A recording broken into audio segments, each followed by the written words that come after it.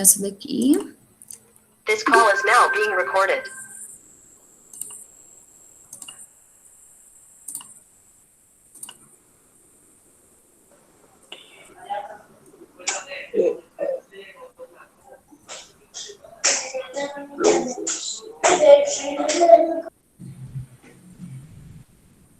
Vou projetar aqui a minha tela para vocês.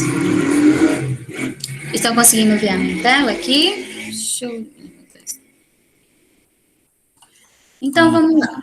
Turminha, como eu falei para vocês, hoje a gente vai dar continuidade ao nosso último assunto da disciplina de Relações Humanas. Amanhã ficando cargo a nossa revisãozinha geral de todos os conteúdos vistos, tá bom? Qualquer dúvida, qualquer pergunta que vocês tenham, podem ligar o áudio de vocês ou mandar uma mensagenzinha aqui. Se for a respeito de prova, de aula, no finalzinho, eu tiro essas dúvidas de vocês. Se for do conteúdo que a gente está vendo agora, aí vocês liguem o áudio ou mandem mensagem aqui, que aí eu vou tirando essas dúvidas de vocês, tá bom? O resto, sobre prova, aula remota, presencial, no finalzinho da aula, a gente fala sobre isso, tá?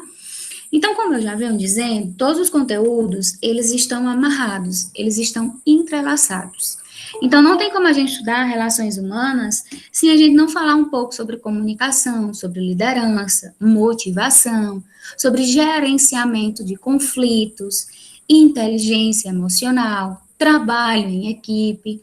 Todos esses pontos, como eu acabei de falar, eles estão interligados, para que a gente possa, de fato, manter um relacionamento. Relacionamento esse não diretamente ou apenas com outra pessoa, mas consigo mesmo. Então, se a gente trabalha esses pontos pessoalmente e, claro, em conjunto, a gente vai conseguir lidar com um relacionamento humano.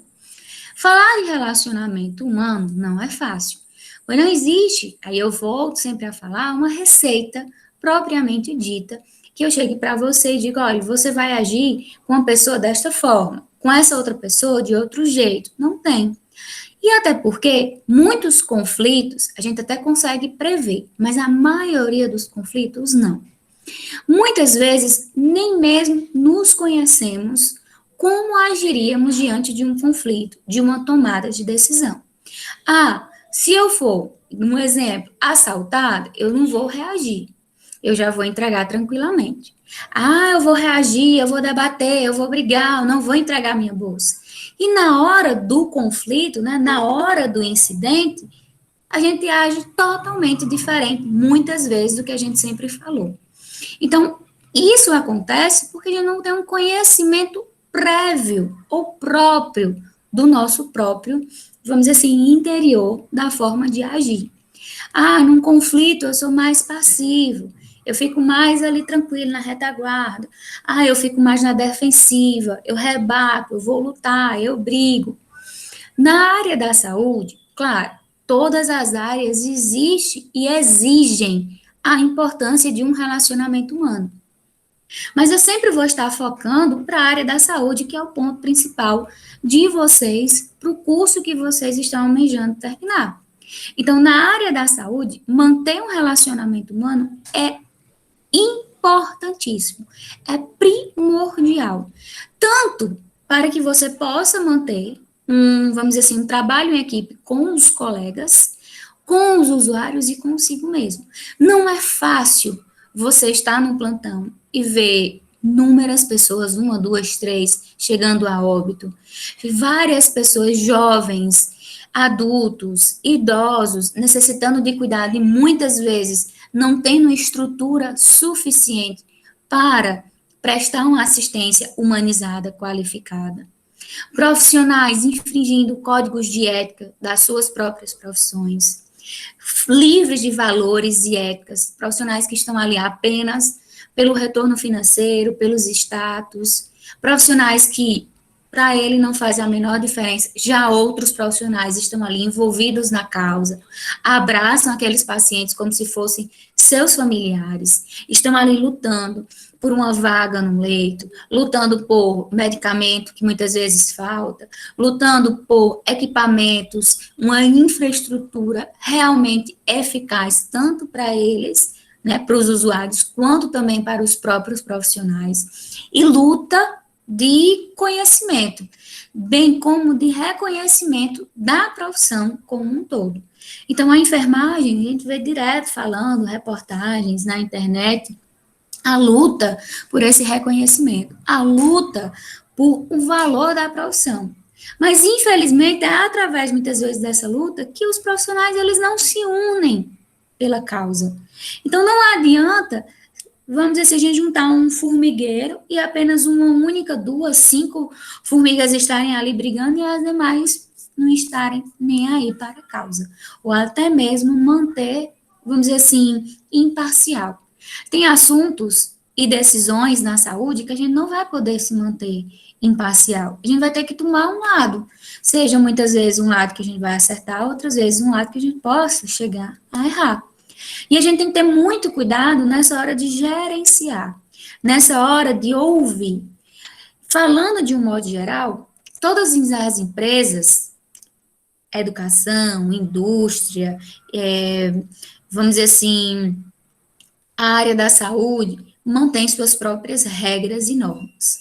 Muitas vezes essas regras e normas 70% é em prol da própria empresa. Seja por conta financeira, seja por organização.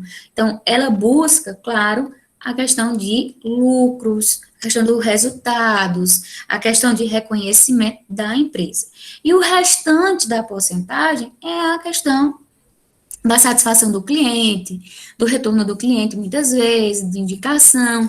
Então, a gente tem essa divergência, né? 60% é em prol da empresa e os outros 40%, digamos, em prol dos usuários daquele setor. Então, muitas vezes, o funcionário, ele fica ali, naquela corda bamba, sem saber em qual local ele se encaixa. Se ele vê a vertente dos usuários, né, dos clientes, ou se da própria empresa. Claro, a gente sempre tem que ter em mente os nossos próprios valores, nossa própria moral, nosso próprio código de ética, tanto profissional como pessoal, e manter esse relacionamento o melhor possível. Então, quando não existe união entre ambas as partes, não vai existir resultado.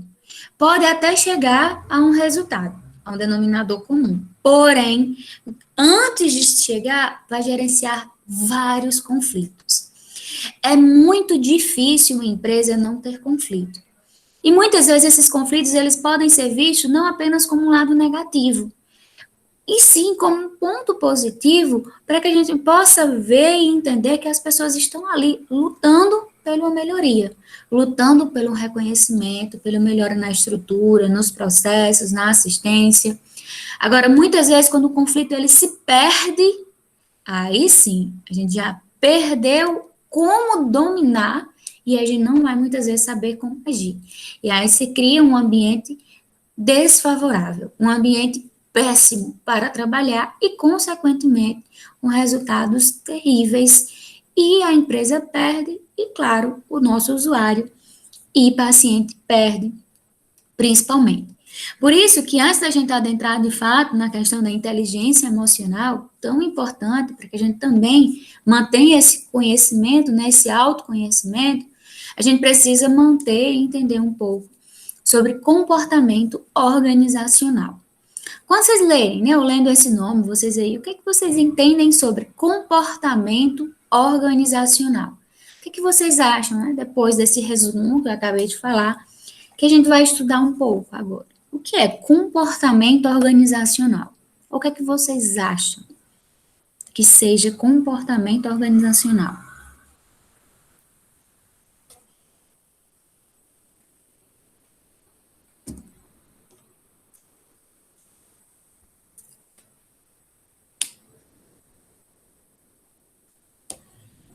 Então, como o próprio nome diz, comportamento é como eu vou me portar, me posicionar perante aquela empresa organizacional através das organizações, através das normas, das regras. Então, é um campo que vai estudar justamente essa análise dos impactos com as pessoas, com o grupo e a estrutura, que vão gerenciar, vão surgir um comportamento dentro dessas organizações, através, claro, das suas próprias, vamos dizer assim, valores e as normas e regras impostas pela empresa.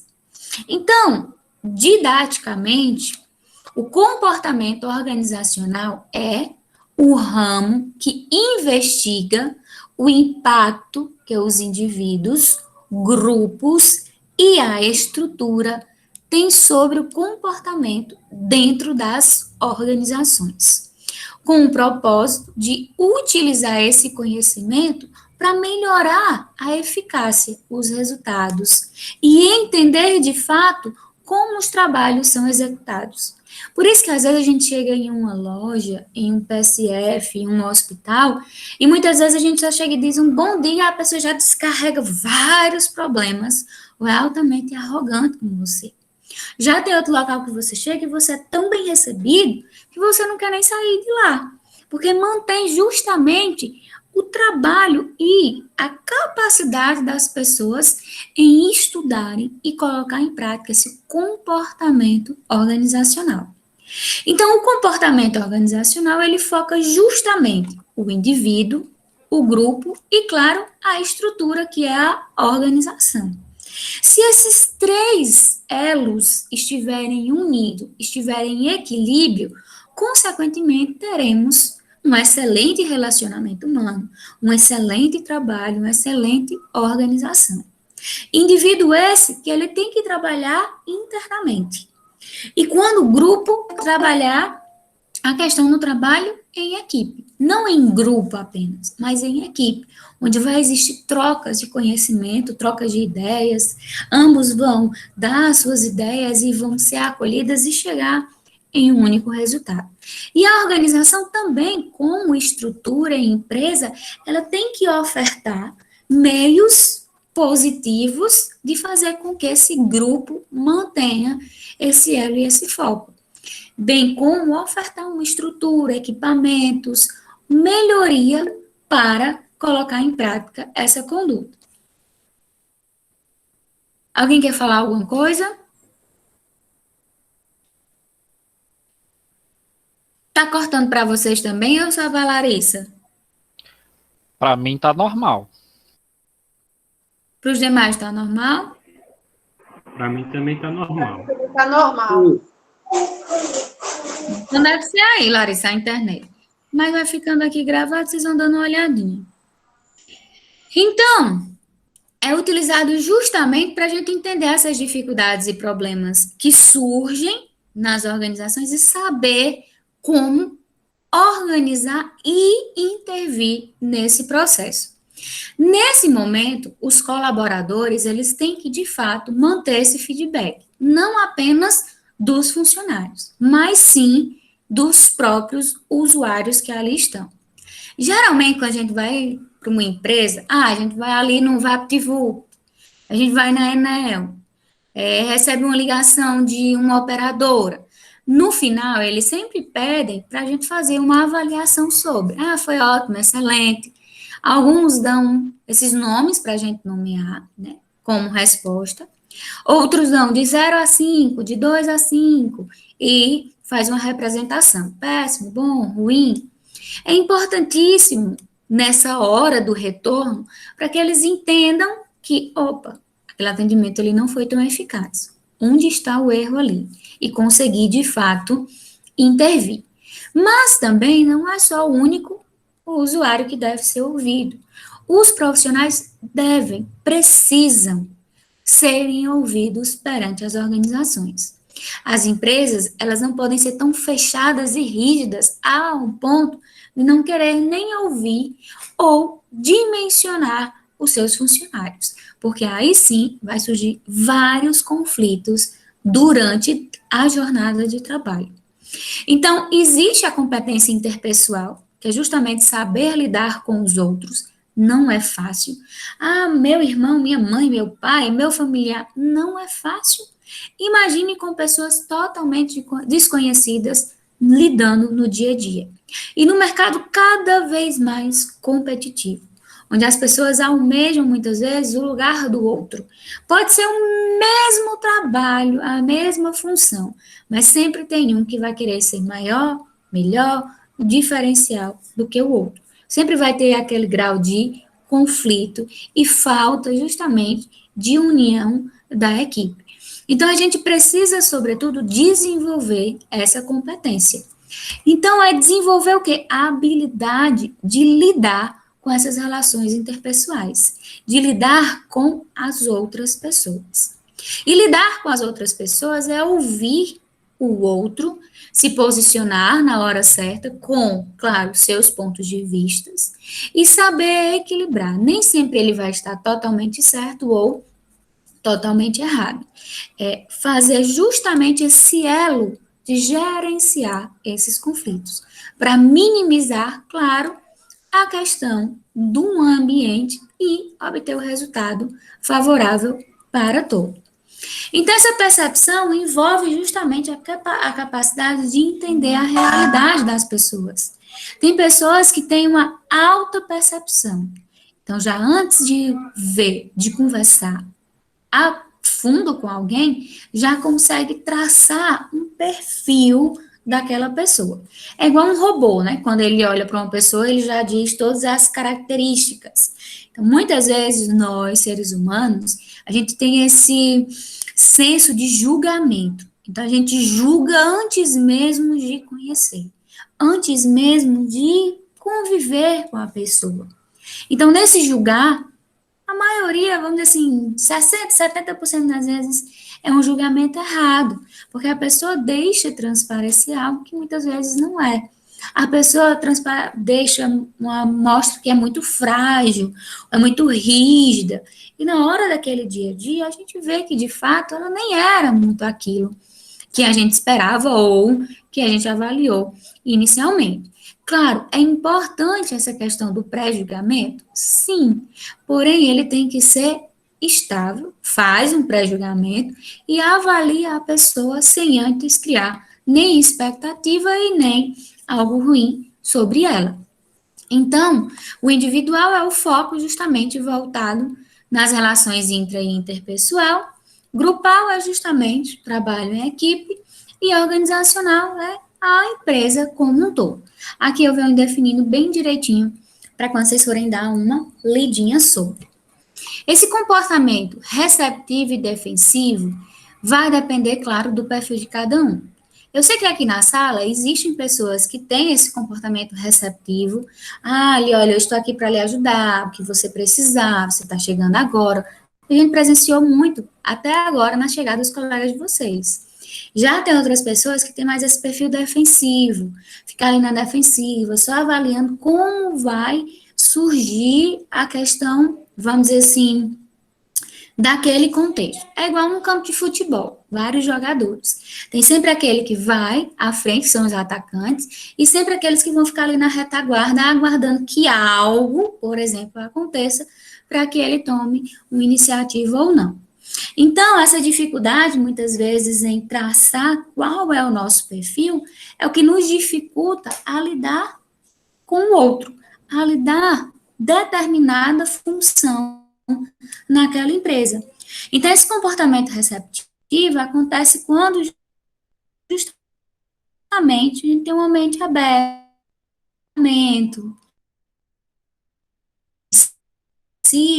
é que muitas vezes a gente já sofreu tanto, com tanto julgamento, com tanta forma de lidar com o outro, que a gente acaba respingando nos demais.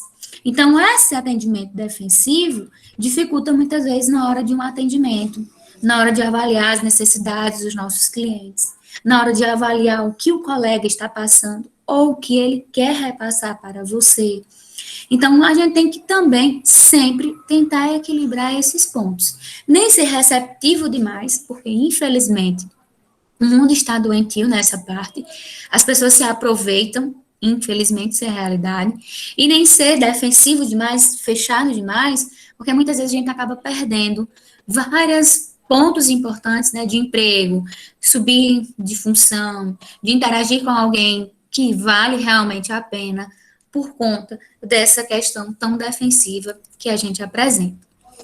Outro ponto importante é gerenciar, que eu já venho falando com vocês, esses conflitos. Então, conflito é um fenômeno comum que acontece muito em trabalho em grupo, em trabalho em equipe.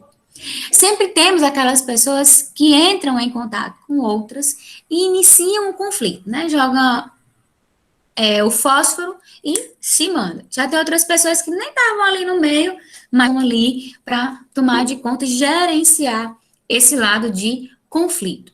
Então, existem diversos tipos de conflitos. Conflitos que vão desde simples discussões, de brigas, de conflito até mesmo que fica, vamos dizer assim, subentendido, onde não tem de fato ainda uma discussão, mas aquela pessoa que fica ali por trás, só, vamos dizer assim, maquiando ou criando várias formas de derrubar alguém ou dificultar naquele momento de trabalho. Então, os conflitos, eles podem gerar problemas, tanto para as empresas, quanto para os próprios funcionários. Administrar e gerenciar esses conflitos não é tarefa fácil, nem dos gestores, e muitas vezes nem dos próprios funcionários que ali estão. Não tem nada pior do que você ir ser atendido e ir presenciar conflitos entre os gestores, entre os próprios funcionários, onde o funcionário está falando mal daquela empresa. Mulher, tu veio para cá, aqui não tem nada. Olha, fulano não vai fazer nada por ti. Vai para outro hospital, vai para outra instituição. Então, aquilo dali a gente já vai gerenciando, né? Criando uma bola, né, de conflito e dificultando muitas vezes o atendimento e a assistência nesse contexto. Sim, infelizmente acontece muito isso. E aí a gente não sabe muitas vezes como lidar, porque a gente não é, de certa forma, criado, programado para isso. A gente tenta muitas vezes lidar com a questão mais da educação, e nem sempre a educação consegue, de fato, lidar nesse ponto. Tem pessoas que, na hora de um conflito para gerenciar, vão bater tete a tete. Já tem outras pessoas que são mais caladas, vão só ouvir. Outras vão tentar apaziguar aquela situação, mesmo estando ligada ou não àquele conflito. Então, vai depender, claro, do perfil de cada um de vocês. Mas como é que eu vou saber? Trabalhando internamente. E com o nível de conflito, ele pode ser razoável, moderado ou muito sério, dependendo de como aconteceu. Então, essa falta total de conflitos também pode ser uma sintonia de que a equipe ela não tem desafios. Então, também uma empresa que não tem conflito, você pode olhar que essa empresa ela não é 100%. Essa empresa está apresentando falha em algum local. Porque quando a gente tem um desafio, a gente tem metas e objetivos, e quando essas metas e objetivos traça com o ar de alguém, vai ligar aquela faísca e provocar aquele desafio. Constantemente, nós precisamos de desafios para acordar e levantar de manhã, para lidar com o outro. Então, olha, pessoal, no final da disciplina tem uma avaliação. Todo mundo tem um desafio, que é estudar, gerenciar o conteúdo, para no dia da avaliação saber como lidar nesse processo. Quando a gente não tem um desafio, ou a gente não tem metas e objetivos, a gente vive ali naquela inércia. É como se nada tivesse acontecendo, tudo fosse na paz, tudo fosse paz e amor. E na vida, infelizmente, não é assim que acontece. A gente precisa constantemente ser desafiado. Quando a gente não é desafiado, não conseguimos trabalhar o nosso interior e lidar com o outro e, consequentemente, não terá conflito. Então, conflito não é algo ruim. Muitas vezes, quando a gente fala em conflito, a gente já associa confusão, né? Grita, puxão de cabelo, tapa vai, tapa vem. Não é assim. O conflito, muitas vezes, ele é visto, sim, como um ponto positivo para a empresa e para os funcionários. Por exemplo, uma empresa ela já colocou que, olha, todo final de mês, vamos colocar nesta parede o funcionário do mês. Aquele que se destacou, aquele que vendeu mais, aquele que recebeu mais pontos positivos na hora do feedback dos clientes. Então, ele vai ter ali, ele vai receber uma porcentagem maior por estar em destaque ali. Então, a gente tem um desafio. O nosso desafio vai se tornar melhor naquilo que a gente faz. Então, vai gerenciar conflito.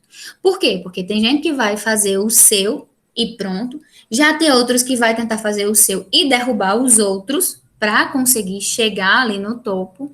Então, aí é que a gente começa um ambiente desafiador. Quando a gente chega num trabalho e nada acontece, nenhum desafio tem, então a gente muitas vezes fica ali só por estar, só por realmente, às vezes, questões financeiras.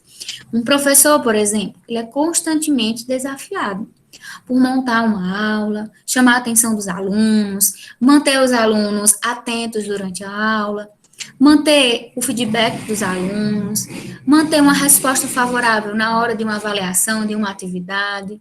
Então, constantemente ele está sendo desafiado e ele, digamos, é o ponto principal naquele momento, naquela sala de aula.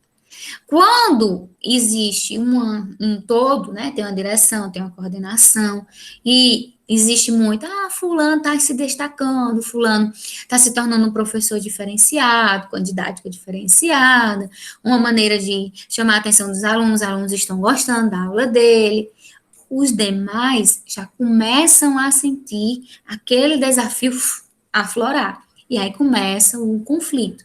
Então, muitas vezes é um conflito bom, um conflito que tanto vai trazer ganhos para a empresa, para a instituição, como para os próprios funcionários que ali estão. Mas na maioria das vezes, não é, infelizmente, o que acontece. Então, quando se torna algo que vai trazer prejuízo, negatividade, seja para o indivíduo, para o grupo ou para a empresa, aí a gente já tem que saber forma de lidar. Então, existe o conflito funcionais e o conflito disfuncionais. Esses funcionais é quando geram uma criatividade, uma entrega da equipe, uma cooperação. Os disfuncionais é quando o nível de conflito ele é muito baixo, onde gera essa acomodação. Então, não existe, vamos dizer assim, nenhum esforço para trazer algo novo, para se tornar o diferencial. Exemplo, no município temos 5 escolas municipais.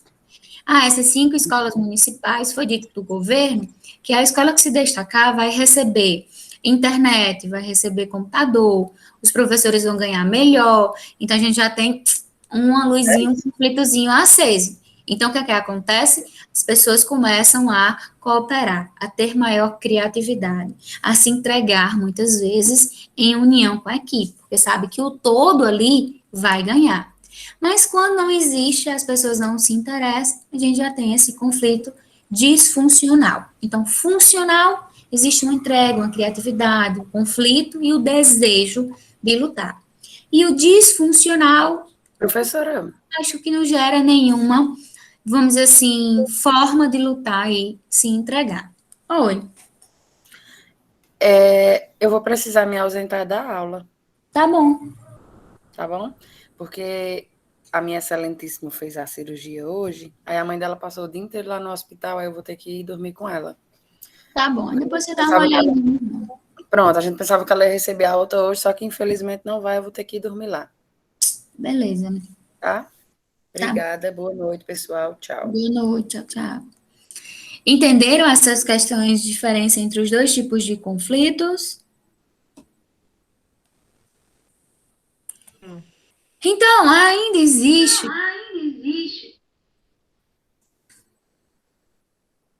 a questão dos conflitos substantivos e emocionais. Esses conflitos substantivos e emocionais vai lidar muito com você vai reagir diante de um acontecimento, por exemplo. Então, esses conflitos substantivos existem quando tem um desentendimento concreto. E emocional é quando a gente deixa o nosso emocional falar mais alto do que muitas vezes a nossa razão. E aí a gente acaba, vamos dizer assim, cedendo, mesmo sabendo que aquilo está errado. Exemplo, quando o colega seu está disputando uma vaga com você em algum processo seletivo, pode ocorrer, claro, um conflito. O mesmo pode ocorrer quando o resultado do seu trabalho depende do seu esforço e da sua entrega. Então, esses dois tipos, substantivos e os emocionais, eles vão de acordo com a forma como você lidar e gerencia, digamos, esse tipo de conflito. Então, a gente envolve muitas vezes a questão da emoção, deixando de lado a razão, muitas vezes. Então, esse estilo de gerenciar vai depender, claro, de cada um. Tem aquelas pessoas que se envolvem mais, tem aquelas pessoas que são cooperativas, e aí vem a questão que eu falei, mais retraídas, defensivas, outras já vão tomar a dor de alguém, vão tentar resolver, vão tentar gerenciar rapidamente esse tipo de conflito.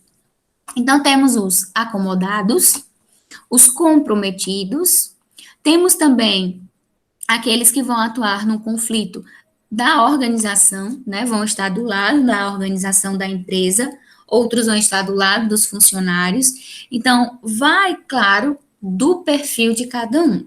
Quando eu disponibilizar esses slides, vocês vão dar uma olhadinha em qual tipo você se encaixaria, caso ou se você já vivenciou um tipo de conflitos como esses, né, que gera entre uma equipe e, consequentemente, com a empresa. Então, existem três principais abordagens de lidar com o conflito: o estrutural, o processo e o misto. O estrutural, ele busca justamente mudar os aspectos. Ele vai tentar trazer outra vertente para aquele tipo de conflito. Se o conflito é lutar pela, vamos dizer assim, local, né? Ah, eu quero se tornar o líder, o chefe desse grupo. Então, ele já vai criar uma nova, digamos, estrutura para tentar, pelo menos, solucionar aquele conflito. De processo, ele muda o processo. Ele tem uma colaboração, ele traz novas técnicas, e mista vai estar a união desses dois. Então, é quando um conflito já está existente e o outro está em processo. A gente consegue, vamos dizer assim, ter essa visão de identificar que aquele tipo de conflito já vai surgir. Como empresa, olha, o funcionário do mês vai ser promovido. Opa, a gente já prevê que vai existir um tipo de conflito aí. Então, vamos atuar como característica de processo misto, para que a gente possa atuar da melhor forma possível, gerenciando esses tipos de risco. Então, para que a gente fique bem, vamos dizer assim, acordado com essa questão, eu trouxe para vocês algo para a gente exercitar.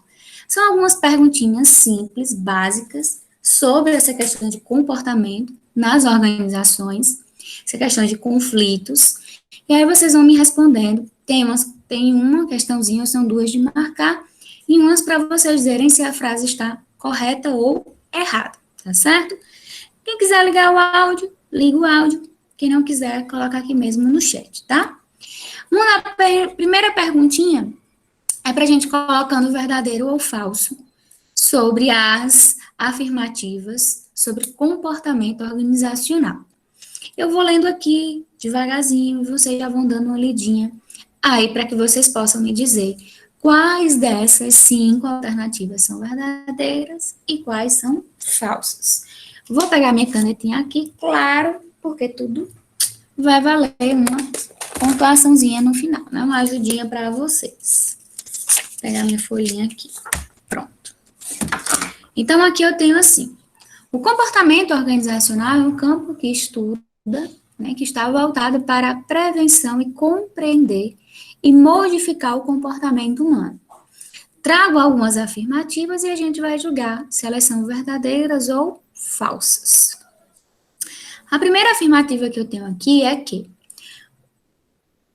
o comportamento organizacional enfoca comportamentos observáveis, tais como conversa com colegas de trabalho, utilizar equipamentos ou preparar um relatório. Segunda afirmativa: o comportamento organizacional lida com as ações internas, como pensar, perceber e decidir as quais acompanham as ações externas. O comportamento organizacional estuda o comportamento das pessoas, tanto como indivíduos quanto como membros de unidades sociais maiores, que são as empresas e o trabalho em equipe. O comportamento organizacional analisa o comportamento de grupo e organizações, mesmo que não se comportem do mesmo jeito que uma pessoa. O comportamento organizacional procura explicar certos eventos de unidades sociais, maiores em termos de processos grupais ou organizacionais. O que é que vocês acham? São todas verdadeiras, todas falsas? Quais são as verdadeiras e quais são as falsas?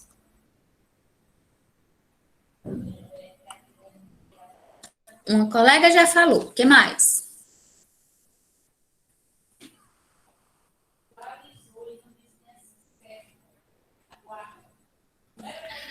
Tem algumas palavras restritivas que me levam a crer que 2 está errada, professora. Não sei explicar o porquê.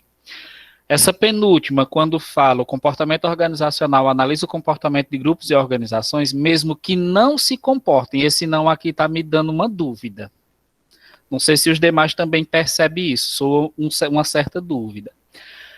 Nesse segundo, ou melhor, nesse último, o comportamento organizacional procura explicar certos eventos de unidades sociais. Tem termos aqui que, por eliminação, eu consideraria como falsa. Não sei, tá? O seu gabarito. Mas eu colocaria as 3 primeiras como verdadeiras, essas 2 últimas como falsa. Foi da mesma forma que eu pensei também. Como se vamos aqui, ó. O comportamento organizacional analisa o comportamento de grupos e organizações. Sim, então ele avalia do comportamento do indivíduo, do grupo e das organizações, mesmo que não se comportem do mesmo jeito. Ele avalia o todo, mesmo que as pessoas não consigam estar inseridas da mesma forma.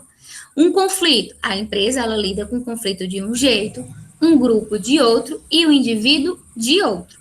Então, realmente, ela vai avaliar cada um, indivíduo, grupo e organização, de um jeito, mesmo que elas não estejam voltadas para o mesmo comportamento. Por isso que essa, sim, é verdadeira. Já a outra, o comportamento organizacional procura explicar certos eventos de unidades sociais. Quando ele diz unidades sociais, ele está falando do indivíduo, do grupo e da organização. Certos eventos, porque ele não tem como prever todos os tipos de conflitos existentes ou que possa vir a existir. À medida que o mundo vai evoluindo, né, as indústrias e uma maneira de trabalhar, a gente vai conseguindo traçar algumas metas e formas de lidar com alguns conflitos. Olha, fulano, ela já é difícil desse jeito. Essa empresa, ela lida com conflito demitindo as pessoas que chegam atrasadas.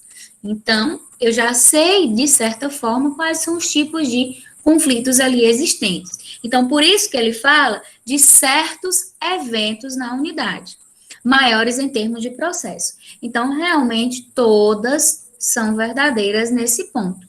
Então, não se comportem do mesmo jeito, é porque ele avalia essas 3 vertentes. E quando ele fala certos eventos, porque ele não tem, vamos dizer assim, prioridade e como conhecer todos os tipos de eventos possíveis. A gente já tem, vamos dizer assim, um grande conhecimento dos tipos de conflitos que possa vir a acontecer, mas ele não domina o todo. Realmente, algumas palavras elas vão ficando confusas justamente para dificultar nessa hora de linguagem. Essa questão é de um concurso. Então, eles trazem essa questão do comportamento organizacional de marcar, e eu trago para vocês, né, quem tem muita dificuldade nessas questões de marcar, como uma forma realmente de dificultar o entendimento e a interpretação das pessoas. Realmente, essas 2 últimas, ela deixa algo, vamos dizer assim, difícil da gente entender e na hora de interpretar, mas a resposta final, todas são verdadeiras. Eu já tinha perdido essa questão, só por causa dessa análise que deixou muito restritivo. E geralmente nas questões, né, que eu respondo com meus alunos, a grande maioria das alternativas que tem palavras que são muito restritivas, Elas são 99% elas são falsas. Esse não, talvez, todavia, a gente já aprende assim, principalmente quando a gente vai para o português ou para concurso, né? Mas nesse ponto aqui, todas são verdadeiras. Então, essa daqui vocês vão me dizer o que é que vocês acham dessa afirmativa. É aberta, né? Fica até melhor.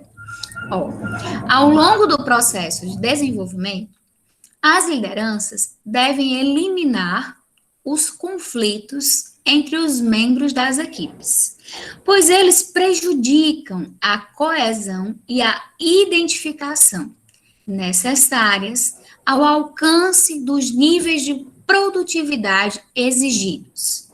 Vocês julgam essa afirmativa correta ou errada? O que é que vocês acham? Vai, William.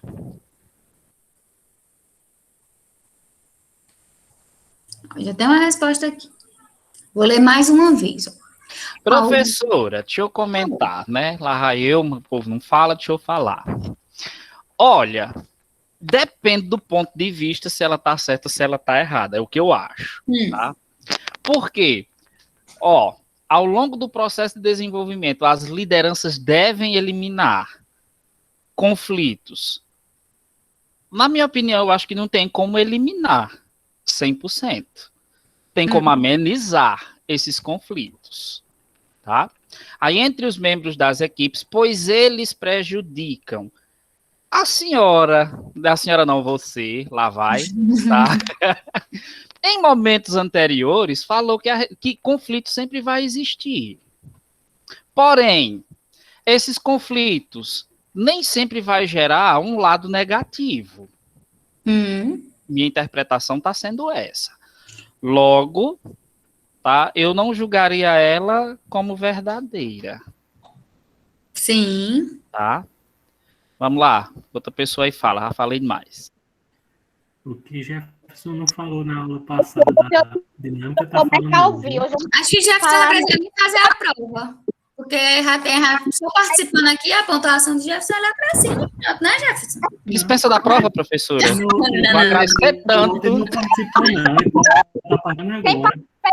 A prova é, professora, se for, eu já sou, né? Porque eu participo todos os Não, mas naquele dia, professora, eu tava só o caco, eu tava só o corpo aqui e o espírito tinha saído para fazer um social, que o dia foi pesado naquele dia para mim. Imagina.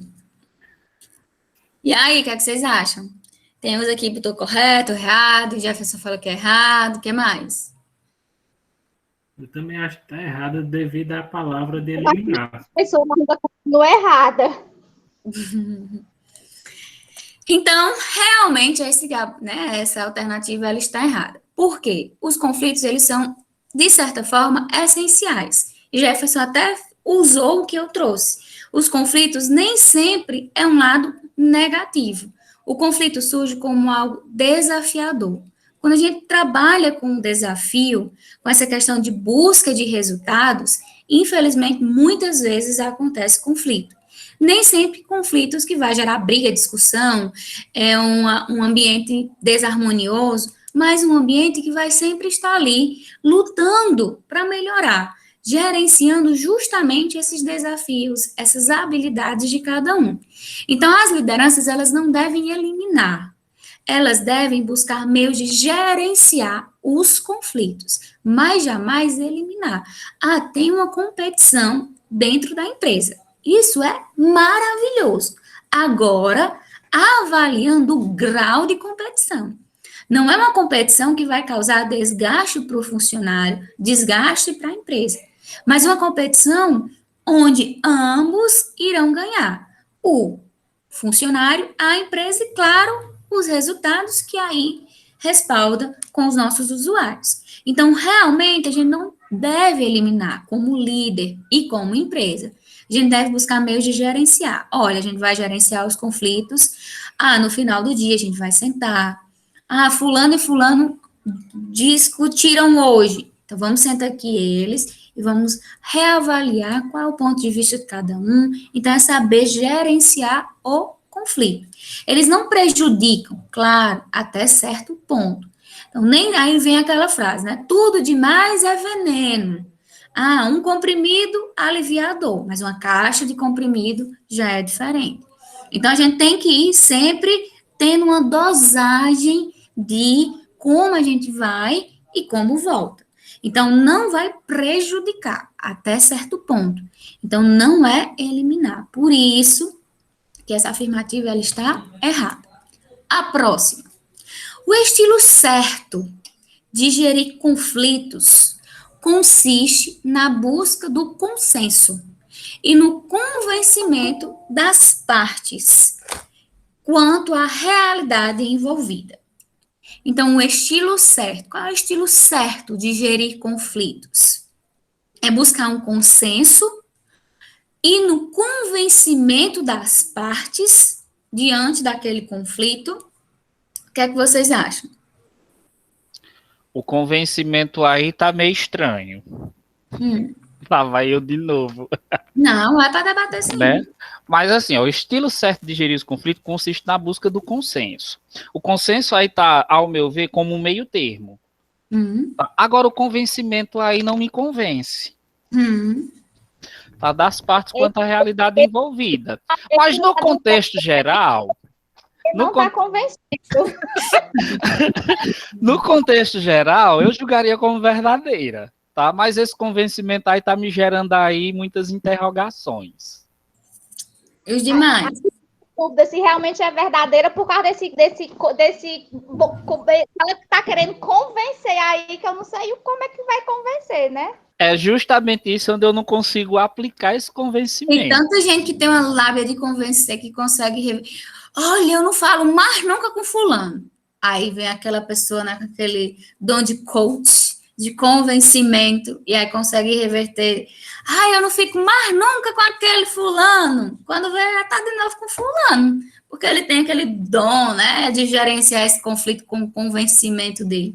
Então, claro, convencimento vai depender do ponto de vista aí de vocês. Mas existe sim pessoas que gerenciam conflitos pelo convencimento. Ali é como se fosse aquele que vai dando migalhinha, migalhinha, vai gerenciando ali. Tem uns que convence para que o conflito aconteça. Aí vai jogando ali.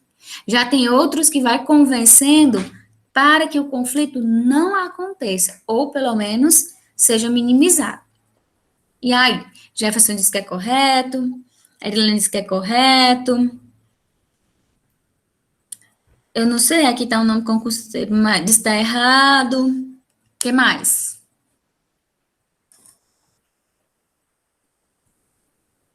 O que é que vocês acham? Larissa diz que está correto. Então, ela está errada. Por quê? Não existe um jeito certo de gerenciar conflito.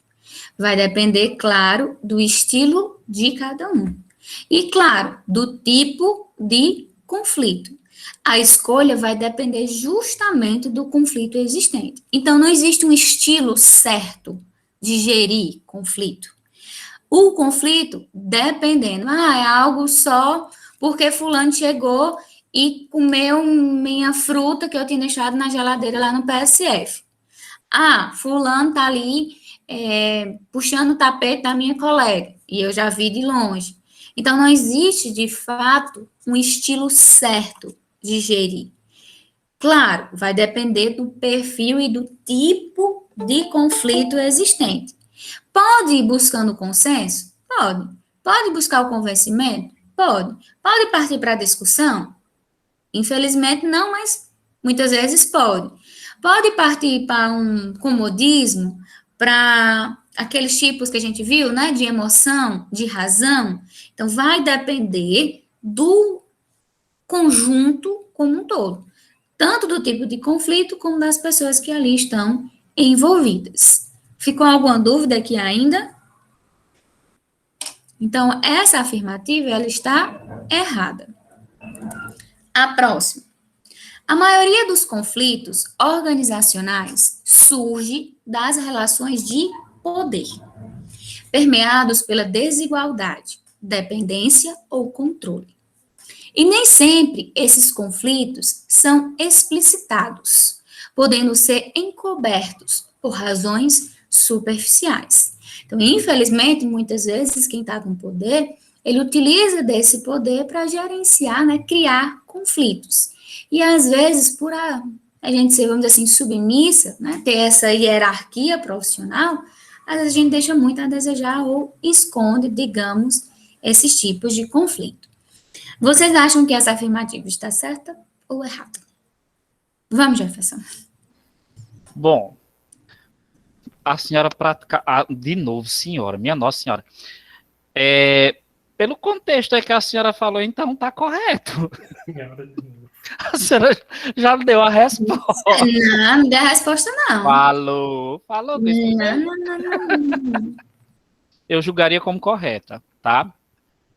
Não só no setor da saúde, mas no setor da educação, tá? Eu vejo muito isso aqui. Tá? Eu julgo como correta. Vamos, é só eu que tenho que falar aqui, é? Bora, pô, fala também. Mais.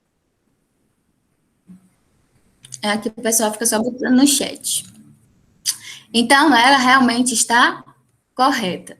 Então, acontece aí, como já tanto na educação, como na saúde, como nas empresas, em lojas. Infelizmente, acontece muito essa questão do poder como gerenciador, né, como criador, digamos assim, de conflitos. E, às vezes, a gente não sabe como lidar. Então, vai depender, claro, de como a pessoa vai se posicionar diante disso. Às vezes, a gente fica, digamos, submissa por conta que não vai perder o emprego, que precisa estar ali, precisa daquele, vamos dizer assim, emprego para se manter sua família, e acaba deixando esses conflitos, digamos, escondidos e sem uma forma real de gerenciá-los. Falou de poder, sobrenome de conflito. Para a gente aqui ir terminando, ó. O fato de dois colegas de trabalho procurarem chegar a uma solução comum para um problema interpessoal na equipe constitui exemplo de evitação de conflito interpessoal. O que é que vocês acham aqui? O fato de dois colegas de trabalho procurarem chegar a uma solução comum para um problema interpessoal na equipe constitui exemplo de evitação de conflitos interpessoais. O que é que vocês acham? Verdadeiro ou falso? Acho que é verdadeiro. Pelo fato de que no diálogo com o seu colega você pode resolver ali a situação. A Aparecida falou falso. Por quê? Verdadeiro já justificou. Só quem responde é Aparecida, Jefferson, tô vendo aqui, viu? Ela nunca lembra de mim, né? Quando eu falo. Erilânia. Quem é que tá Quero ver minha falando? pontuação. É o William, professora. Eu quero ver minha pontuação, William, viu? tem que sem ver teu rosto aí. Tá vendo aí? Tá vendo aí? Ela vai perder o ponto, porque ela não Aí fica lembra. perdendo meus pontos, eu quero ver. Professora, como teve aí um desses comentários aí dos slides, como não tem uma forma certa, né, de como é que chama, gerenciar um conflito, eu acredito que isso seja um exemplo para que se evite, já que não tem uma maneira certa. Eu vou também aí na deixa de William, eu vou como verdadeiro, nem que eu erre. Então, ela está falsa. Por quê? Me O diga. estilo de evitar indica uma fuga do conflito.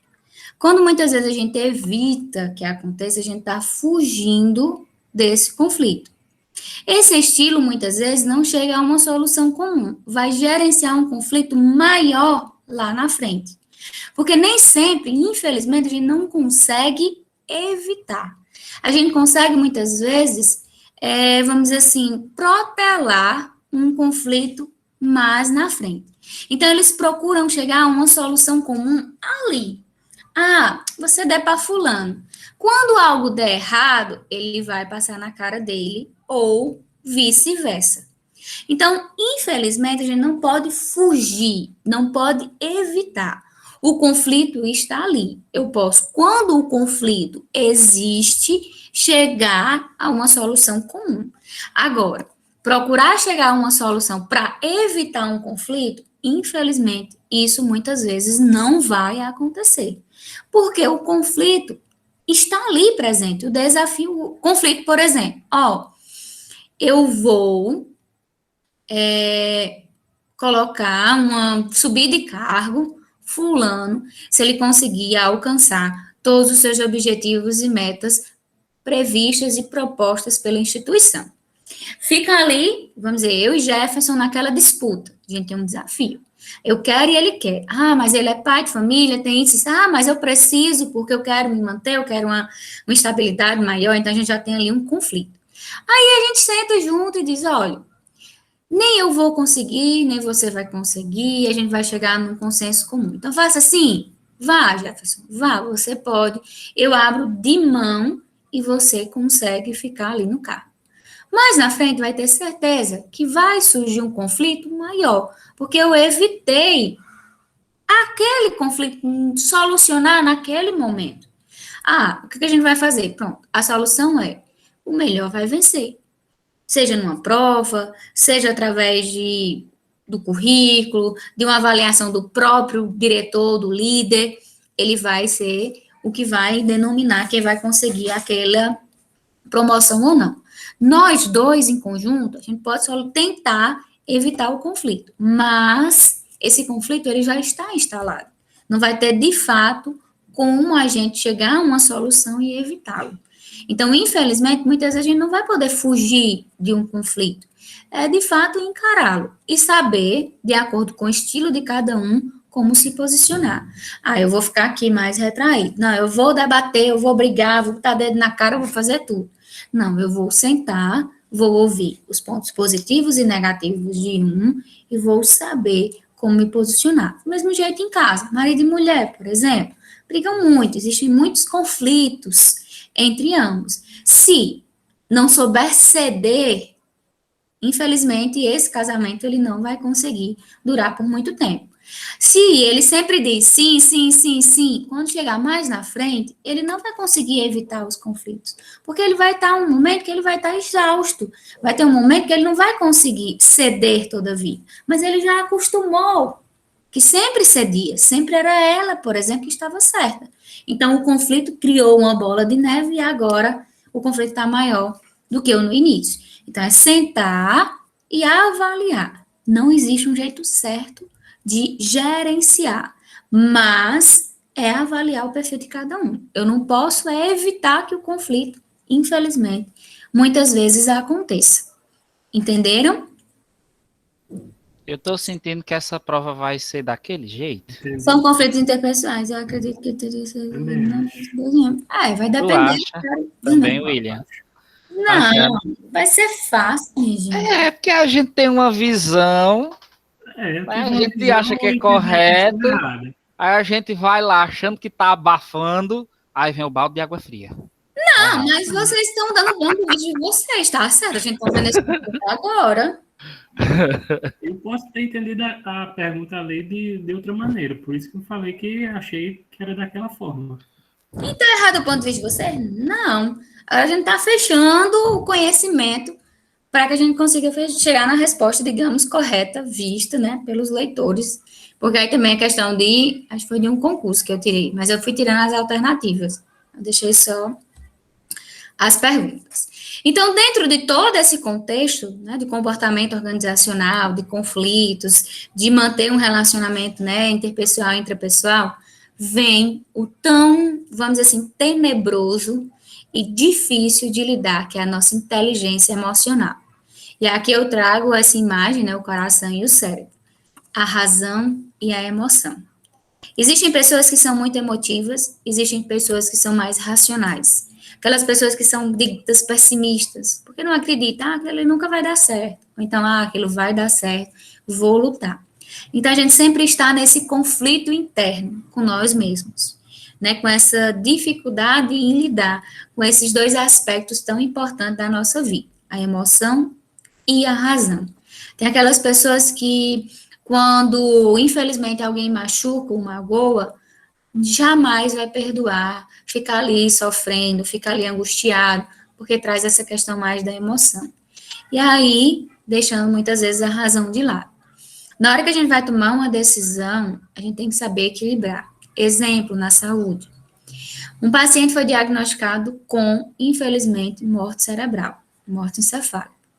Não tem mais o que ser feito. Foi diagnosticado, os médicos vieram, veio o neurologista, fez todo o protocolo de fechamento desse diagnóstico. Porém, o paciente está ligado nos aparelhos. Se está ligado nos aparelhos, ele está, digamos, respirando, apenas com a ajuda dos aparelhos. E aí é acionar, né, chamar a família, repassa todas as informações e é repassado para a família que os aparelhos, digamos, precisam ser desligados. E aí entra em jogo a razão e a emoção.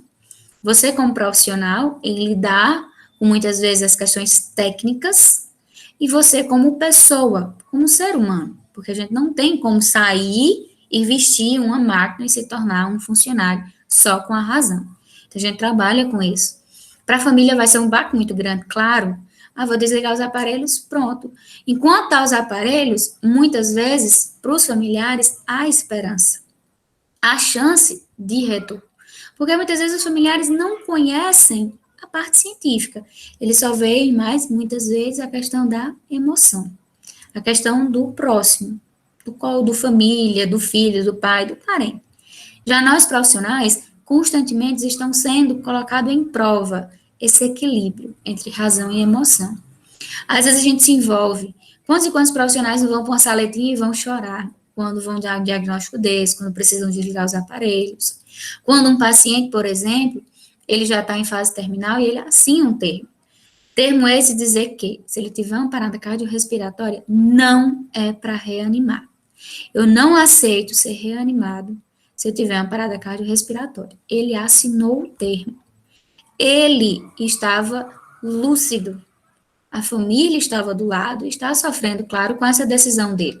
Mas ninguém pode impedir. Infelizmente, ele fica sedado, fica irresponsível. E aí ele tem uma parada cardiorrespiratória. E aí, o que é que entra agora? Minha razão ou minha emoção? A razão, como profissional, vou cruzar meus braços e aguardar e declarar a hora do óbito.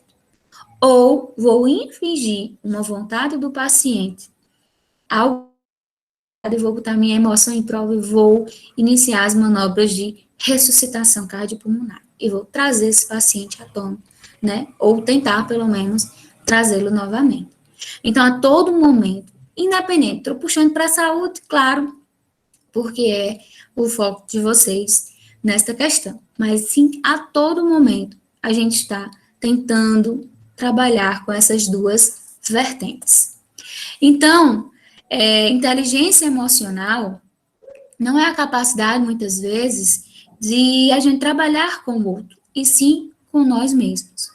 As organizações, as empresas, buscam muito isso nos profissionais, em saber lidar com a teoria, né, com a assistência, com toda a questão tecnológica, a questão técnica, mas, sobretudo, em saber se comportar diante de conflitos, tomadas de decisões, de dificuldades que vai surgir ao longo das jornadas. Principalmente, de novo, na área da saúde, na qual a gente tem que lidar com diferentes situações que exigem de nós uma posição rápida, em fração de segundos. Eu não posso pensar e dizer amanhã, eu não posso pensar e dizer daqui a 1 hora, eu tenho que pensar e dizer agora. E o que eu decidir agora, eu tenho que agarrar e ser, vamos dizer assim, responsável pelas consequências que vão vir, sejam consequências positivas ou negativas. Por isso, também, a importância do trabalho em equipe, para que todos vejam. Às vezes, a gente não consegue ver tudo, e aí vem essa visão muito fechada. A gente tem que ter a ajuda do todo. Agora, nessas questões que vocês estavam falando, eu já tinha errado, porque às vezes a gente tem aquela visão só para aquela tipo de resposta que a gente julga que há. Quando a gente abre a nossa mente, a gente já consegue visualizar outras vertentes, já clareia as ideias. Então, por isso a importância, quando for tomar uma decisão, principalmente envolvendo outra pessoa, a importância do olhar de outros profissionais, a importância do auxílio, porque às vezes a gente vai só por um lado e deixa o outro de lado. Então, eu pergunto, como é que vocês acham que anda a inteligência emocional de vocês? Vocês são mais razão ou emoção? Ou em equilíbrio? O que vocês acham? Podem colocando aqui. Eu acho que eu sou bem equilibrado. Ótimo. Tanto um como o outro. Aprendi a ter esse equilíbrio. Mas eu agia muito mais pela emoção. Sofri, amarguei, mas superei. Ixi, tá vendo a frase de efeito do final da aula? Infelizmente, tanto quem é mais razão, porque é aquela pessoa mais como se fosse fechada, aquela pessoa sem, vamos dizer assim, mecânica, como a emoção também. A gente peca muito, sofre muito. Tanto emoção, né, no trabalho, emoção do coração, né, quando a gente lida com alguns relacionamentos. Então, infelizmente, nós, seres humanos, somos mais emoção. A gente precisa trabalhar muito para ter essa questão de equilíbrio. E muitas vezes a gente vai quebrando a cara, seja no trabalho ou pessoalmente, para que a gente possa, de fato, trazer essa razão à tona. Tem que trabalhar as duas vertentes. Nem só quem é só emoção e nem só razão. A gente tem que ver, por isso que eu falei, as duas vertentes. Porque quando a gente vai sempre mais pela emoção, a gente acaba, infelizmente, tendo algumas consequências não tão boas mais na frente. Então, quando eu falo muitas vezes inteligência emocional, não é querendo saber o QI, por exemplo, de cada um. É querendo saber justamente em como a gente encara como a gente encara quando acontece, né, durante um conflito, durante uma tomada de decisão, como a gente vai gerenciar, né, lidar com os nossos sentimentos e emoções. Então, a gente vai tentar, pelo menos, entender e trabalhar essas duas questões. A inteligência emocional surgiu, primeiramente, por Charles Darwin, que ele notou justamente essa expressão emocional da nossa sobrevivência, da adaptação das espécies. Então, ele define inteligência emocional como a capacidade de perceber e exprimir a emoção, assimilando-a ao pensamento, compreender e raciocinar com ela. Então, ele traz pilares que estão interligados, de fato, com a inteligência emocional.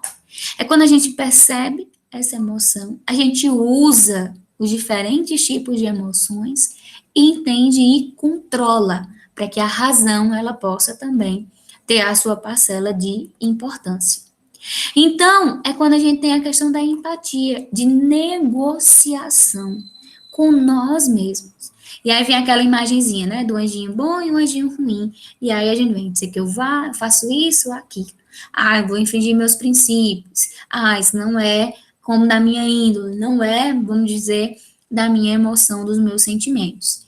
Então, é a capacidade justamente de reconhecer em si e nos outros esse aspecto de emoção e como interagir, e esse impacto vai trazer para a vida. Então, como eu falei para vocês, a nossa vida está cheia de desafios, de prazos, de reuniões, de desafios com a família, com os filhos. E esses desafios é o que muitas vezes nos norteiam, nos fazem manter vivos e essa chama acesa de viver, de lutar por tudo e por todos, digamos assim. Essa pressão constante, muitas vezes, claro, é igual uma panela de pressão. A panela de pressão, ela consegue uma quantidade, uma capacidade máxima de pressão constante para ela estar ali, né, cozinhando, trabalhando. Quando a gente tem excede essa pressão, ela explode. Então, nem tanto e nem tão pouco. Quando aquela pessoa já é estressada, ela está exausta, desgastada, porque ela já sofreu uma pressão muito alta. E aquele sentimento, a razão, ela já se perdeu. E o equilíbrio já não existe mais. Ou Nunca existiu, pois não existe ainda uma busca, digamos, por manter esse equilíbrio. E nunca, bem um pouco trazendo antes da pandemia, surgiu até 2019 várias pessoas com crises de ansiedade e depressão. Imaginem agora, com esse momento da pandemia, com tudo novo, com tantas dificuldades, com tantas notícias ruins que acontecem. Então, muitas pessoas acabaram perdendo tanto a razão quanto a emoção.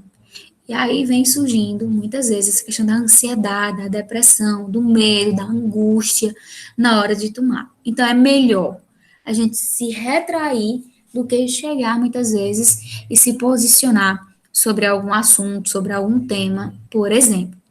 Então, a inteligência emocional, ela é necessária.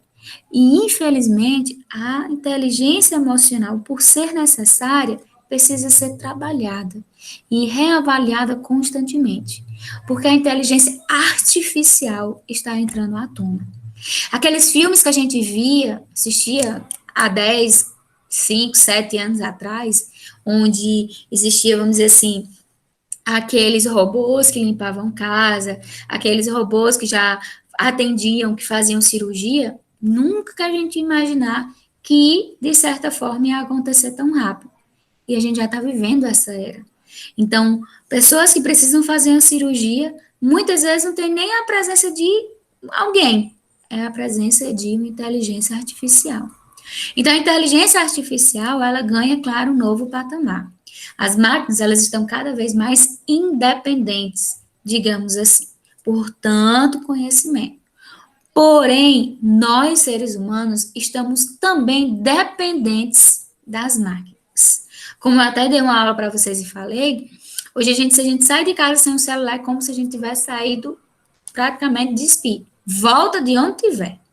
Então, a gente está muito dependente. E aí, a gente entra nessa questão da sociedade 5.0, que mantém justamente essa dependência da inteligência artificial. E aspectos, estudos mostram que daqui a 20, 15 anos, o mundo será totalmente diferente do que temos hoje. Cada vez mais tecnológico, cada vez mais artificial. E aí a gente vai perdendo, claro, a emoção.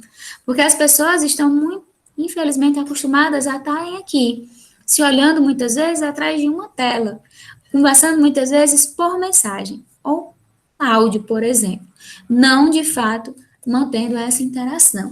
Então, é extremamente importante a gente manter esse elo e sempre se policiar quanto à importância da nossa inteligência emocional. Então, quando ocorre uma transferência, por exemplo, de setor ou uma promoção de cargo, a gente tem que se perguntar, muitas vezes, como será que tal pessoa conseguiu? O que há de diferente nela que não há em mim? Aí vem o que a gente viu anteriormente.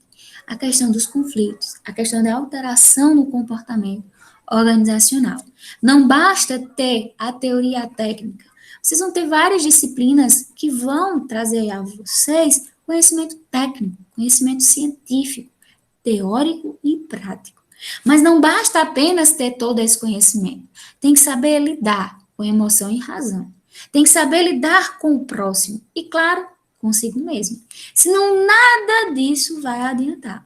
A gente tem que ter paciência, a gente tem que ter uma boa comunicação, tem que saber ouvir, tem que saber falar, se posicionar na hora certa, saber, de fato, de acordo com o perfil de cada um, com a sua personalidade, como se posicionar na hora dessas emoções, dessas dificuldades. Então, nós, seres humanos, somos totalmente dotados de emoção.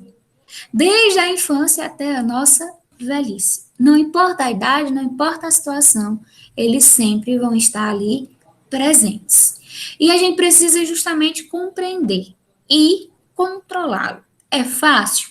Não é fácil. É fácil a gente conseguir, de fato, lidar com as nossas emoções e sentimentos? Infelizmente, não. Essa palavra, justamente emoção, ela move de dentro para fora. É uma sensação que causa muitas vezes impactos físicos e estimula de diferentes formas a nossa visão do todo daquela situação. A alegria, por exemplo, traz uma reação física, o sorriso, a expressão do olhar. Os batimentos cardíacos se aceleram. Quando a gente vê, vamos dizer assim, eu vi o amor da minha vida, eu tive uma notícia boa, a gente já tem uma emoção. Por mais que a gente seja totalmente razão, de certa forma. Quando a gente vê alguém doente, a gente vê alguns exemplos de maus tratos, já vem a questão da tristeza. Vem aquela angústia, aquela dificuldade, muitas vezes, aperto no peito em respirar, alguma lágrima desce. Então, vai depender, claro, de como a gente lidar com essa emoção e gerencia esses aspectos. As emoções são importantes? Sim, principalmente também na hora de tomar uma decisão, para a gente não ser tão técnico, tão mecânico. Olha, senhora, a gente vai precisar desligar os aparelhos, pois já está com 24 horas, foi diagnosticado morte encefálica. Ponto. Chega lá e desliga os aparelhos. E, infelizmente, deixa ali o familiar chorando, sofrendo e pronto. Olha, senhora, infelizmente, o seu pai, seu irmão, sua mãe assinou um termo de não reanimação e a gente não reanimou, seguindo os protocolos da instituição. Então, esse aqui a gente é muito técnico, muito mecânico. Então, infelizmente, não podemos nem ser nem 8 nem 80, né, como tem aquela frase. A gente tem que saber justamente como intervir e, para isso, conhecer todo o contexto. Ela era como?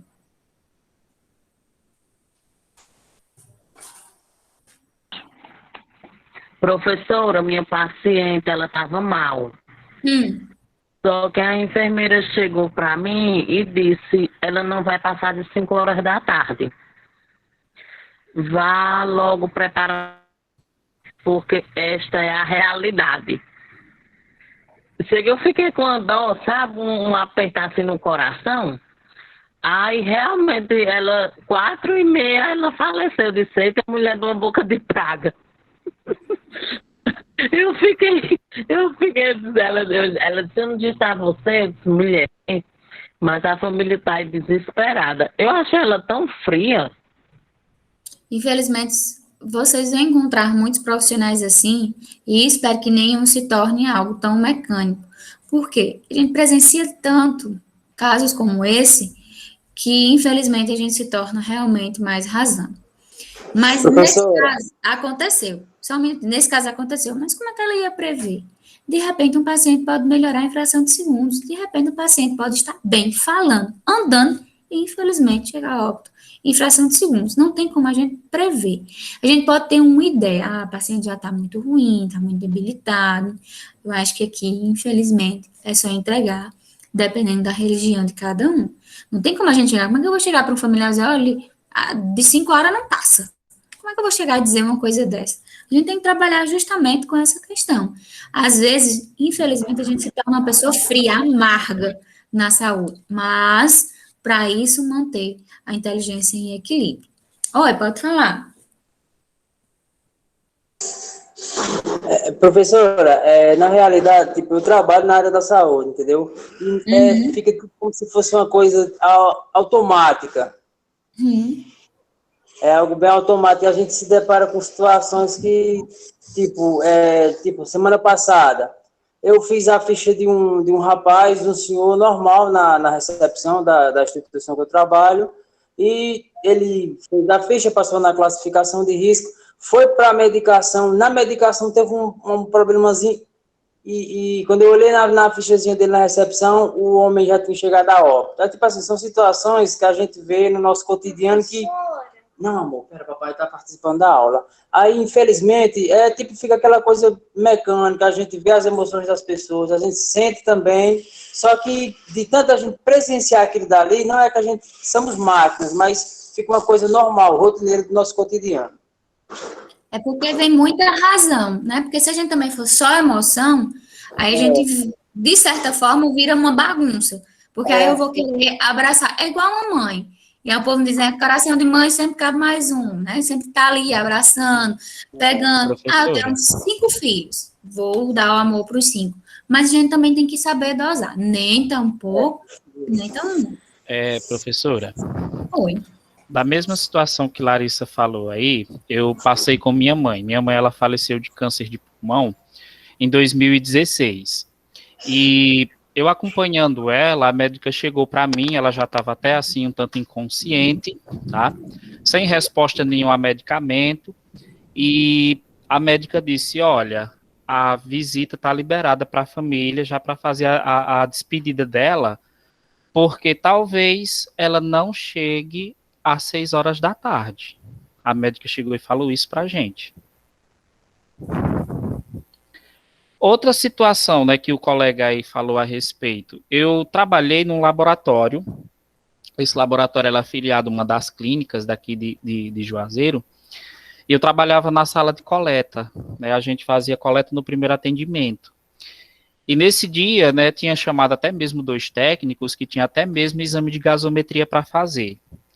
Aí eu colhi o material, né, do sangue para exame rotineiro e uma outra técnica estava colhendo o exame para gasometria. E aí, o cara conversando com a gente normalmente.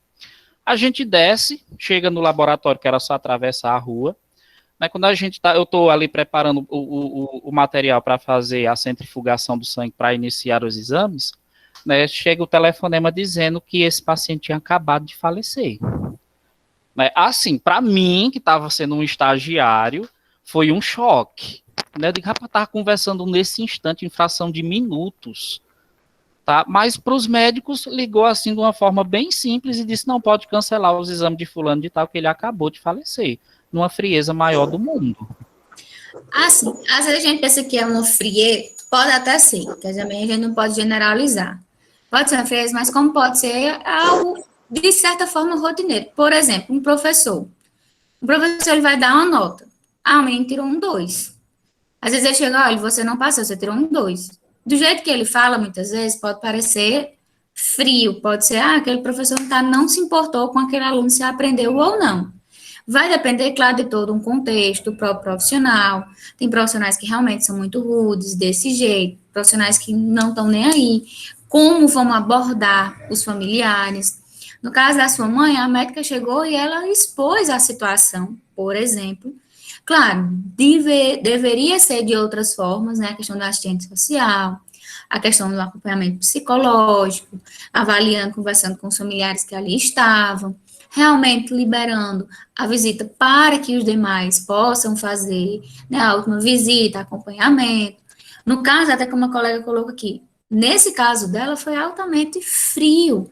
Ele não se importou. É um bebê, não tem, de certa forma, nenhuma identidade, então a gente não vai chegar aí se importar com o familiar. Às vezes tem pessoas que, infelizmente, não faz nem o enterro para recém-nascido, né, para crianças que acabaram de nascer.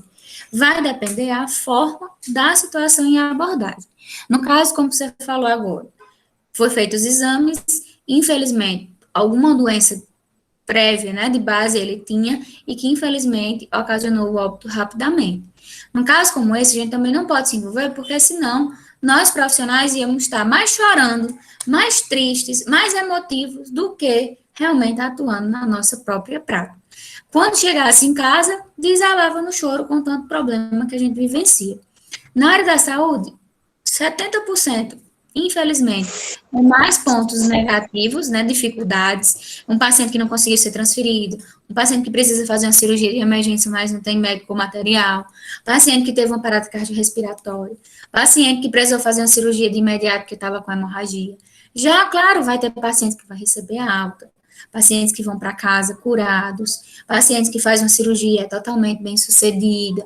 Então, claro que a gente vai trabalhar nessas vertentes. E na hora, infelizmente, de uma notícia ruim, como uma amputação, um óbito, um desligamento de aparelho, uma parada cardiorrespiratória, a gente tem que saber agir e equilibrar a emoção com a razão. Muitas vezes, como a gente aprendeu muito técnica, prática, a emoção ela vai ficando um pouquinho para trás e a razão toma de conta para saber lidar. Porque às vezes na hora do vamos ver, a emoção fala tanto que a gente trava, ou chora, ou grita, ou sai de perto. Então, quando a gente se depara com a situação, a gente tem que respirar e saber a melhor forma de agir. O que eu vou fazer agora? Vou chamar um médico tal. Ah, é uma parada cardiorrespiratória? Cada um já sabe onde se posiciona. É a notícia de um falecimento, ou é uma paciente que não tem nenhum prognóstico positivo de melhora, de realmente de recuperação, a gente tem que chegar e ser sincero o suficiente e conversar com os familiares, porque a gente também não pode dar total esperança. Olha, infelizmente, já está na fase terminal, já foi feito todos os medicamentos, já foi feita toda a avaliação, não tem, infelizmente, nenhum prognóstico positivo, que é prognóstico resultado positivo para o paciente. Fica a cargo da família, manter, claro, questões de oração e estar aberto para a questão visitas, olhar, acompanhar.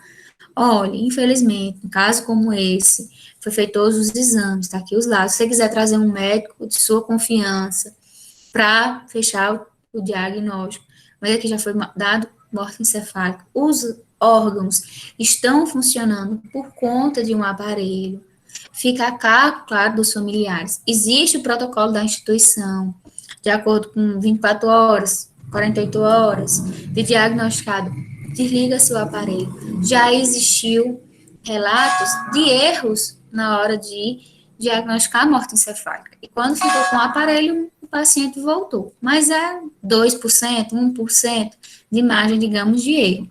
Porque geralmente são 3 profissionais que fazem a avaliação, seguindo todos os termos protocolados que exigem para se fechar um diagnóstico, para já se livrar dessa questão de erros. Mas somos seres humanos, nem sempre vamos estar livres. Então, a gente tem que, muitas vezes, principalmente na hora de chegar uma decisão. Ah, eu venho com um paciente que está internado há um mês. Querendo ou não, a gente cria um vínculo profissional. A gente já chamou, claro, vem chamando pelo nome, vem já sabendo seus gostos, questão, muitas vezes, das músicas, que aí vem a questão de foto, ele vai contando as histórias e tudo, e de repente o paciente, ele chegou a óbito. E aí, a gente vai chegar para dar notícia aos familiares, mas a gente não vai estar ali sentado, chorando, lamentando. Claro que às vezes a gente faz isso, escondidinho ali no cantinho da enfermaria, ou em casa, quando chega. Mas a gente tem que saber equilibrar esses dois tipos na hora de estar ali presente no dia a dia da nossa profissão. Então, a gente também nem pode ser tanto e nem tão pouco. Na educação, né? Vamos dizer, Jefferson, quem trabalha na educação, em vendas, ou no setor já da saúde, tem que saber. Eu trabalho na recepção, por exemplo. Chega uma pessoa com uma criança desesperada chorando. Chega uma pessoa que está desmaiada ou que veio por ordem de chegada, né? Hoje a gente tem mais isso. Mas por ordem de chegada. Eu vou atender quem? Ah, minha emoção diz que é para me atender primeiro esse. Mas minha razão diz que é para me atender esse. Então, a gente tem que seguir, muitas vezes, as normas para que a gente possa realmente manter essas duas questões equilibradas. Então, pergunto a vocês se emoção e razão, se emoção e sentimento, vamos dizer assim, é algo totalmente parecido.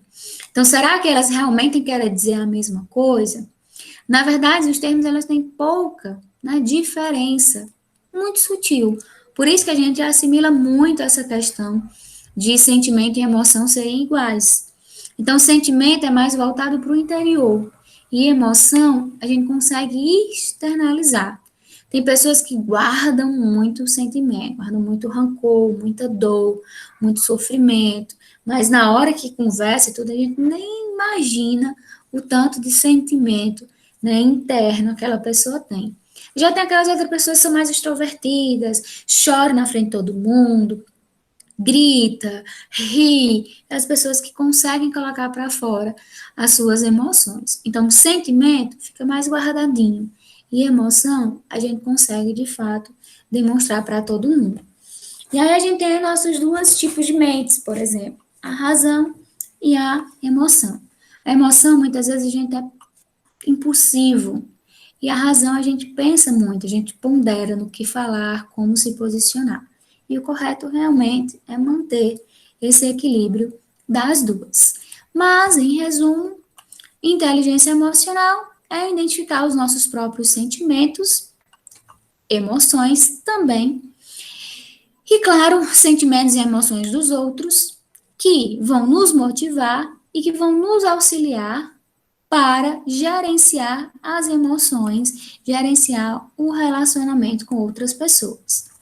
Daniel Goleman, ele fala muito bem sobre inteligência emocional. Ele desenvolveu um livro, outros também, estudiosos, que trazem a importância da inteligência emocional. Tem livros maravilhosos falando sobre esse tema tão importante que, infelizmente, muitas vezes a gente nem trabalha, nem vai atrás de se aperfeiçoar sobre. Então, condiz justamente com o sucesso, essa capacidade de lidar, essa capacidade de saber, de fato, como se portar diante de um conflito, diante de uma emergência, diante de uma situação que exige, muitas vezes, esse equilíbrio. Então, a gente precisa, dentro da inteligência emocional,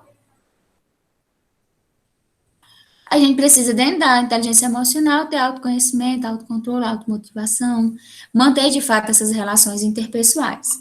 Ele é muito bom, essa série também ela é muito boa. Claro, tem coisas que são verdadeiras, outras fictícias, por ser uma série, mas ela é muito também interessante, sim. Dr. House também é muito bom nessa questão de tomada de decisão. Ele explica muito, infelizmente, em alguns aspectos, essa falta de inteligência emocional e outras não. Ela é perfeita. Ela trabalha também essa questão tanto dos profissionais saber portar e outros não. A dificuldade, claro, né?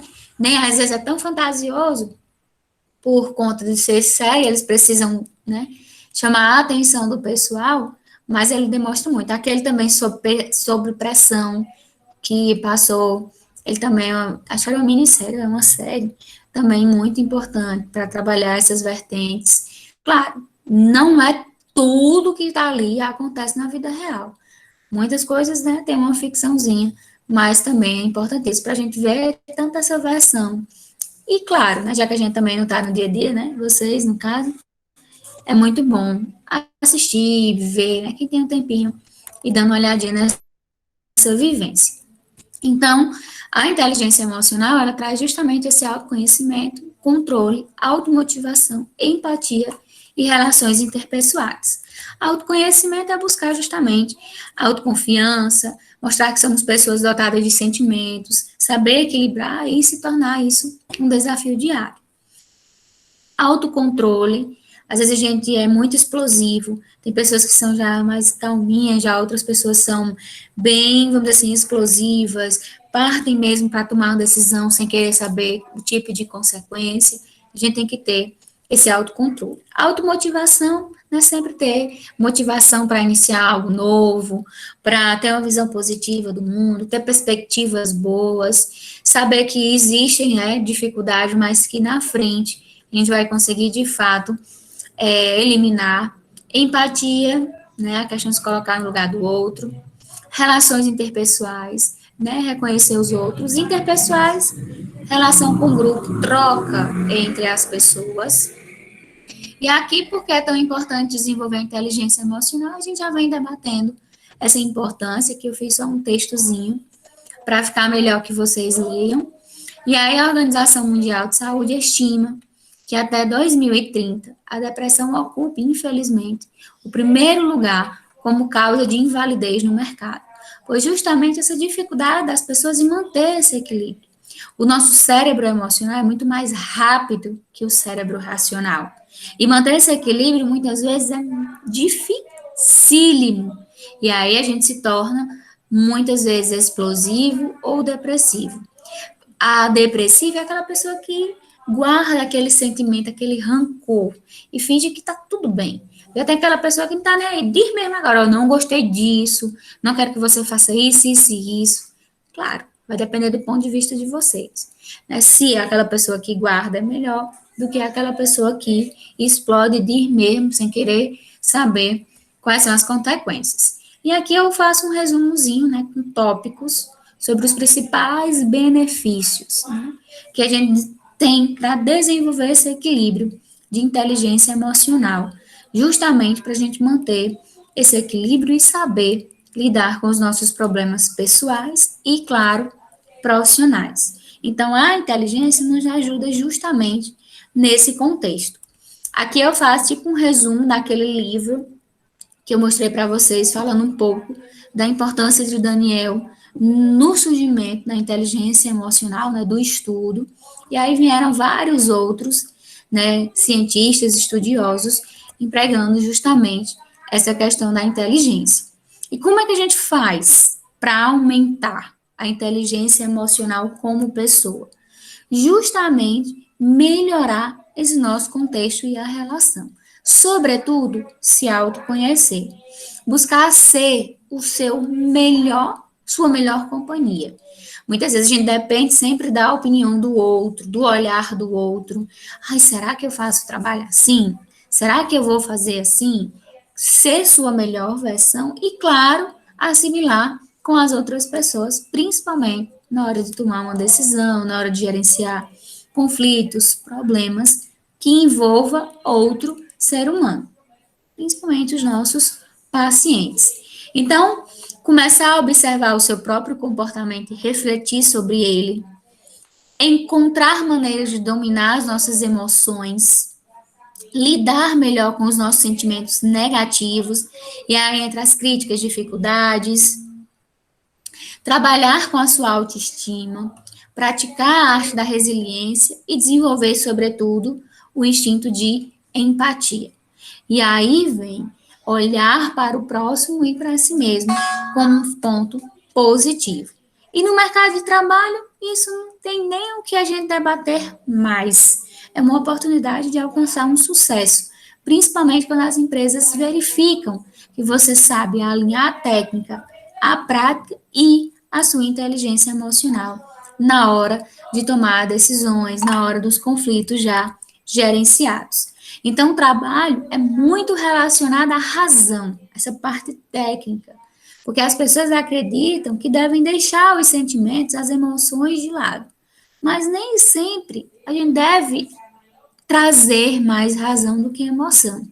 Nenhum e nem outro. Manter, de fato, esse equilíbrio para que a gente possa alcançar excelentes resultados livres de erros e de danos. Então, a gente tem, claro, a consciência da nossa inteligência emocional, né, o coeficiente, e, claro, a inteligência emocional propriamente dita. Existem, claro, alguns mecanismos na internet, né, que testam o nosso QI. Ah, fiz um teste de QI, meu QI deu 20%, deu 50%, deu 80%. Mas a inteligência emocional, ela não é, vamos dizer assim, quantitativa. Não tem como a gente avaliar através de cálculos. A inteligência emocional vai, claro, de perfil para perfil, de pessoa para pessoa. Claro, alinhada ao QI, se torna um sucesso, excelentes resultados. Então, algumas dessas características fazem com que a gente mantenha, de fato, esse equilíbrio, como ser positivo, não ser interesseiro, gostar e saber ouvir muitas vezes mais do que falar, não guardar rancor, não deixar nada para depois, tentar resolver muitas vezes naquele momento, dar valor que a gente tem, não o que o outro tem, evitar comparações, né, com os outros, com paciente para outro, funcionário para outro funcionário, saber se portar diante das dificuldades, né, das incidências, dos conflitos, para que a gente possa, de fato, manter essa inteligência. E por que é tão importante para os profissionais de saúde? Por todas as dificuldades que a gente já vivenciou, por todas as coisas que eu apresentei aqui a vocês, que nós profissionais, que vocês como futuros profissionais vão vivenciar. E a gente precisa lidar com esses dois equilíbrios, a razão e a emoção, para que de fato a gente consiga traçar uma assistência melhor possível para esse paciente. Aqui eu venho só falando tudo que eu já disse para vocês sobre inteligência emocional na saúde. Então, ao entrar em um ambiente de trabalho, o profissional da área, ele reconhece os sentimentos, cansaço, estresse, desafeto, falta de motivação, mas ele precisa trabalhar muitas vezes esses sentimentos ruins para não respingar nos próprios pacientes. Então, é importantíssimo manter esse equilíbrio para nos assegurar como profissionais na hora de tomar uma decisão ou prestar a assistência. Aqui eu venho falando as vantagens, mas eu também já mostrei para vocês. Hábito de desenvolver esse equilíbrio de inteligência é uma meta que todas as pessoas, independentemente se é da saúde ou não, deveriam colocar em prática, manter justamente essa questão da criatividade, de olhar para si mesmo, não ficar julgando, falando do próximo, julgando o próximo. Então, é olhar para si e, na hora que for necessário, unir toda aquela equipe para atuar da melhor forma possível. Então, a gente sempre tem que se perguntar: como está a minha inteligência emocional? Como eu devo trabalhar a minha inteligência para manter justamente esse equilíbrio em prol do próximo? Então, mais do que máquina, precisamos de humanidade. Mais do que inteligência, precisamos de afeto e ternura. Então, não basta eu ser o melhor da turma, não basta eu ser aquele que domina toda a técnica, a prática, se eu não tenho o afeto e a ternura, mantendo de fato esse elo, essa ligação entre esses dois. E aí vem aquele filme que a gente assistiu até em qualidade, onde a gente tem que sempre deixar muitas vezes a técnica não falar tão alto e vir a questão do afeto, da ternura, da empatia, justamente de humanidade, de humanização, para que a gente possa, de fato, colocar em prática o aspecto da nossa assistência e como profissionais diferenciados no nosso mercado de trabalho, principalmente, tá certo? Então, vou tirar aqui minha tela, vou enviar para vocês